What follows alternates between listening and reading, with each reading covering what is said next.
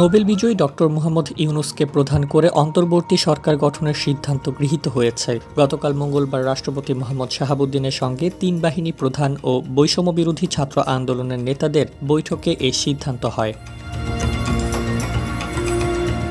এর আগে দেশের বর্তমান পরিস্থিতি ও অন্তর্বর্তীকালীন সরকারের রূপরেখা নিয়ে রাষ্ট্রপতির সঙ্গে আলোচনার জন্য ৬ আগস্ট মঙ্গলবার সন্ধ্যা ৬টার পরপরই বঙ্গভবনে যান বৈষম্য বিরোধী ছাত্র আন্দোলনের ১৩ সমন্বয়ক।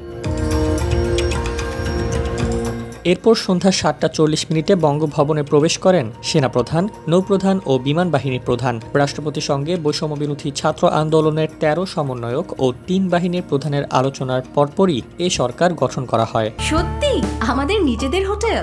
হ্যাঁ, ইডেন বে আমাদের নিজেদের hotel. Any time check in, any time check out. Eden Bay, a concern of Bhaiya Hotels. গত ৫ আগস্ট সোমবার দুপুরে প্রধানমন্ত্রীর পদ থেকে পদত্যাগ করে দেশ ছাড়েন শেখ হাসিনা। সঙ্গে ছিলেন তার ছোট বোন শেখ রেহেনাও। এর পরপরই মন্ত্রিসভা বিলুপ্ত হয়।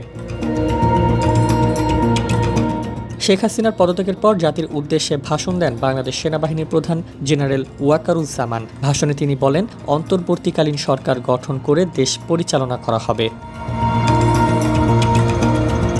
এদিকে মঙ্গলবার জাতীয় সংসদ বিলুপ্ত ঘোষণা করেন রাষ্ট্রপতি মোহাম্মদ শাহাবুদ্দিন। বঙ্গভবন থেকে গণমাধ্যমে পাঠানো এক সংবাদ বিজ্ঞপ্তিতে এ তথ্য জানানো হয়।